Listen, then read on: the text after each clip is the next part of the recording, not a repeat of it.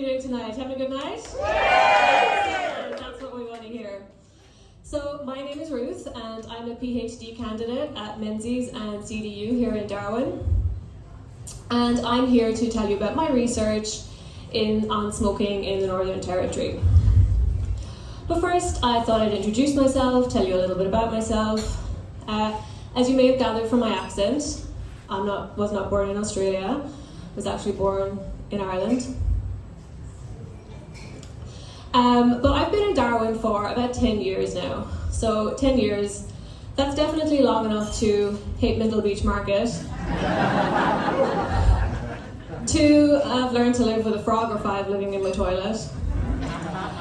And it's definitely long enough to complain about the cold when it drops below 22 degrees. So even after all this time though, I still have trouble with the language barrier. Now, some of you might be thinking, what language barrier? We all speak the same language. But I don't think that's actually the case.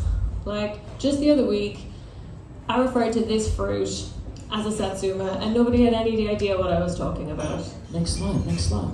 I'm pressing.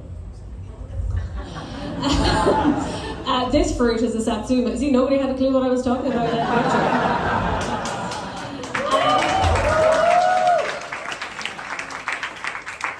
And the Aussie slang still trips me up. Even after 10 years. You guys say phone, and I'm thinking of this. You guys say Barbie, and I'm thinking of this. Woolies. Anyway, I'm a social scientist. Now, that's not a scientist with a lot of friends. I'm not actually sure. See? I'm not actually sure that exists either. I'm actually a social scientist, and a social scientist is someone who looks at human behavior in social and cultural contexts. Now, some people think that that's not a real scientist. Like, I don't do anything with glassware, with beakers and pipettes. I use a clipboard. I don't analyze my data on a complicated looking machine like this. I analyze my data with a pen. I don't wear a lab coat and safety glasses to work. I wear Birkenstocks and pants with dragonflies on them. Now, I did actually used to be a real scientist once upon a time in a lab with a lab coat and a machine and the glassware and the whole lot. But I left because I got tired of a decent paycheck and my colleagues taking me seriously. Now, I'm here tonight to tell you about my research in smoking in the Northern Territory. So you might be wondering what that means. Well, when we talk about tobacco control what in public health, what we mean is laws, policies, regulations, things that are designed to reduce smoking in the population and reduce smoking-related harms. So these are things like graphic health warnings on cigarette packets, increased taxes, and smoke-free areas. I know we're going to have a wild time tonight talking about policy. Now, before we go any further, I just want to clarify one thing for you guys. When I tell people that I work in tobacco control, they almost always want to talk to me about vaping. Now, that's fair enough. It's pretty topical. But I actually have a confession to make. I don't know that much about vaping. The only thing I know about vaping is that there's a vape liquid called mother's milk. Yeah. And I'd really rather not think about who's using that. Now, some of you might be surprised that we're still working on smoking in 2024, but some of you may smoke yourself, or you might know somebody who smokes or whose life has been impacted by it. And even though the government has introduced a lot of regulation around vaping lately, tobacco, which is still a significantly more dangerous product, is pretty widely available. And smoking causes a lot of different kinds of harms, not just different kinds of cancers, but cardiovascular disease, and it's a risk factor for things like dementia and other conditions.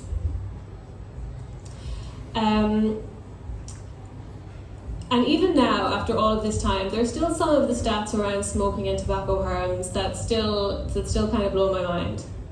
Like, did you know that the cigarette is the single most dangerous consumer product in history? And when it's used as directed by the manufacturer, It kills 2 out of 3 of its users. Smoking costs Australian taxpayers an estimated $137 billion every year. That's just slightly less than a ticket for the Euros.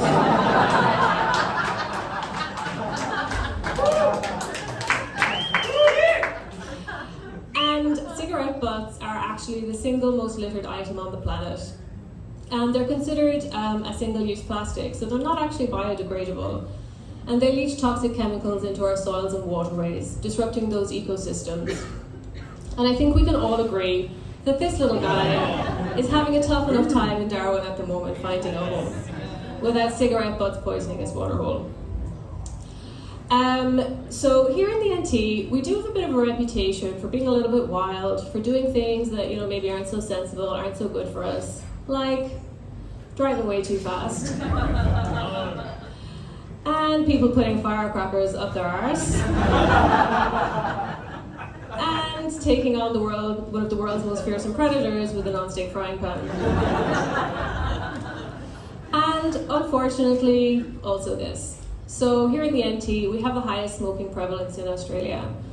And even though smoking prevalence is declining overall, it's not declining across all groups of people. So some people who have a higher smoking prevalence are people experiencing homelessness, people with substance use disorders, and First Nations people. And this contributes to growing inequities for these people.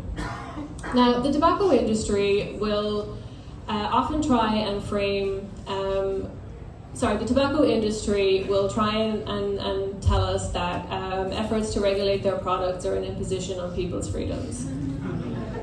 Yeah. They don't really like to talk about how addictive nicotine is, or that many people start to smoke when they're a young person and more susceptible to becoming addicted. They definitely don't mention that they've engineered and designed cigarettes to be as addictive as possible, or that they have and continue to market their dangerous products to young people and marginalized groups. In fact, there's no law that they won't stoop to in trying to get people to buy their products. See? Even the Labrador, the world's happiest dog, is feeling a bit sus about being in this ad.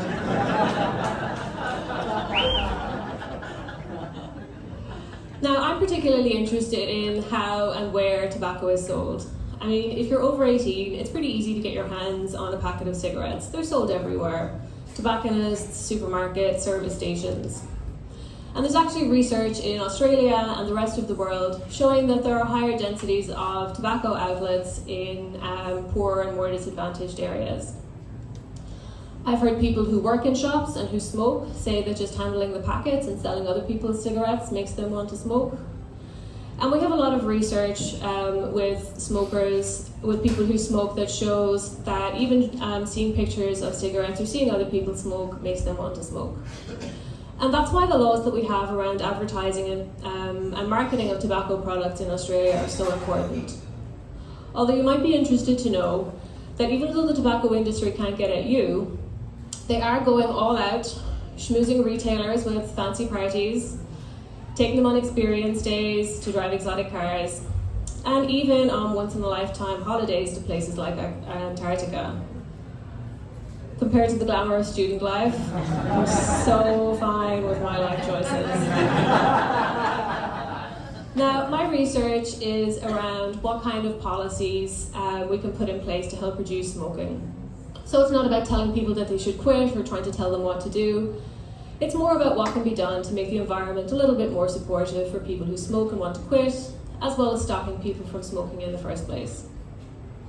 So my research is going to involve talking to different people who might be affected by policy changes. This might be people in the community, people who work in retail, as well as people who make policy and regulations. Now, I don't have all of the answers, but what I hope is that by talking to people and talking to communities and understanding what they think about different options and building on their strengths, that we can come up with some strategies that will have an impact.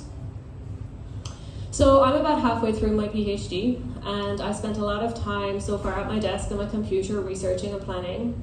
And next steps are going to be getting out on the road and talking to people. So I'm going to be visiting communities and talking to people there, as well as people around Darwin. Although I have had to schedule in a week of recovery time after each field trip, because I am the world's biggest introvert. And I acknowledge that that is not a great personality trait for a social scientist. And then after I get done with my field work, then I have to actually write up my thesis, and I'm told that that's going to involve writing, obviously, and some crying, and then probably some more writing, and some more crying. And then after that, I've been thinking about what my next project should be. And I've been really thinking about whether it should involve a little bit of undercover work.